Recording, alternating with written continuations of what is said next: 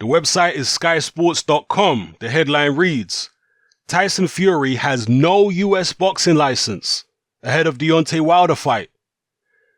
And in this article, they explain that the fight is penciled in to happen in either Las Vegas, Nevada or New York City. And it says here, the Nevada State Athletic Commission and New York State Athletic Commission, responsible for the two likeliest locations, have confirmed to Sky Sports that Fury has not applied for a license. You continue scrolling down, they talk about Fury's doping issues in the past. And right at the bottom, they give links to book AJ versus Povetkin on pay-per-view. Now, I've got absolutely no idea whether or not this Fury-Wilder fight's going to happen. I don't. I've got no idea. Maybe it will, maybe it won't. I'm not going to sit here and tell you that I know for sure one way or the other, because I absolutely don't. But one thing I do know is that there is plenty of time left for Tyson Fury to get licensed in New York or Vegas, or Nevada, sorry. Plenty of time left for that.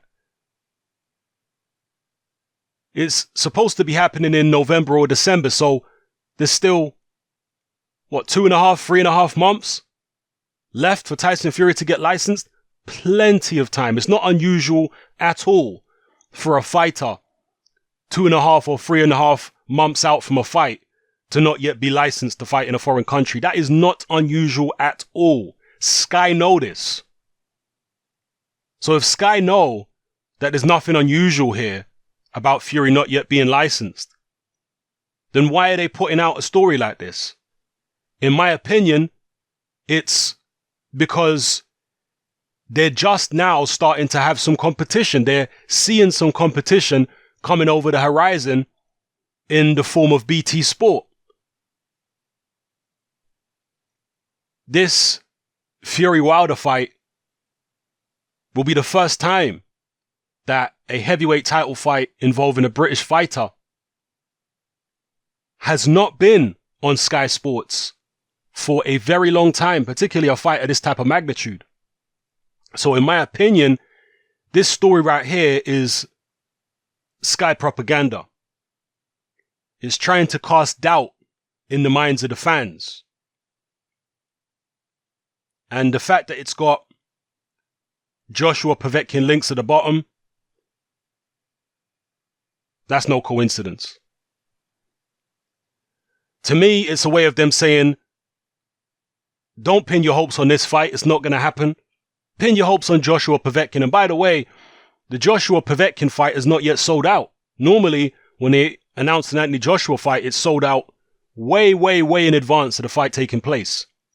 Now, part of that could be down to the fact that StubHub, I believe, have been reined in because of new legislation with regards to ticketing on the secondary market in the UK.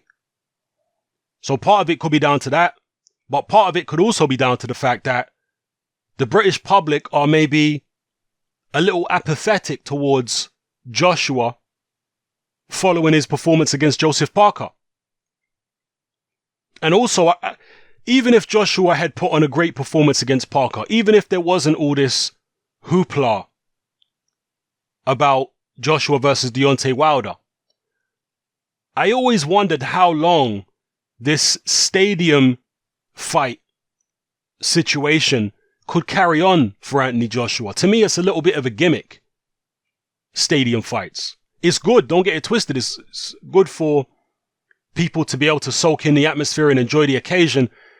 But a boxing match in a 90,000 seater stadium or 80,000 seater stadium,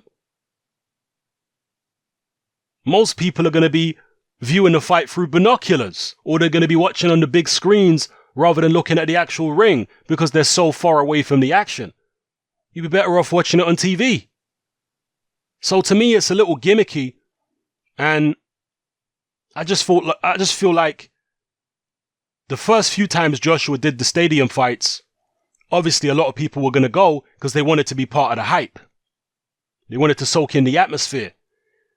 But as time goes on, the more stadium fights Joshua has, surely the interest is going to start to dwindle. I've been thinking this for a long time. I've been thinking this ever since the Klitschko fight. I've been thinking, how long can this really go on for, this stadium business?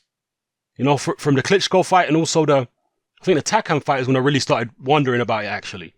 From the Takam fight, how long can this stadium stuff go on for? But whatever the case may be, Joshua Povetkin hasn't sold out yet.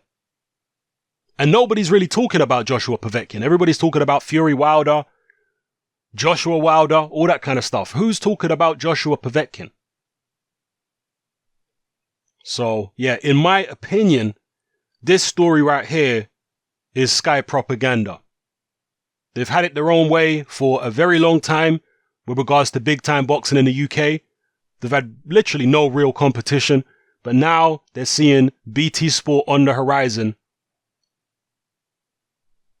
Expect to see more stories like this coming from Sky Sports in my view. I mean, even Tyson Fury, right? Just to show you how dominant Sky Sports have been when it comes to putting on big time heavyweight boxing over the past few years. The only major fight that Tyson Fury's ever been involved in against Klitschko, even that was on Sky. And the only other major fight that Tyson Fury was nearly involved in against David Haye, that was supposed to be on Sky too. So Sky have been absolutely dominating the scene for a very long time. And because of that, I guess they haven't really felt the need to put out too many articles like this before. But now, they see competition on the horizon, so the propaganda has begun. Let me know what you think in the comment section below, people. It's happening, I'm out.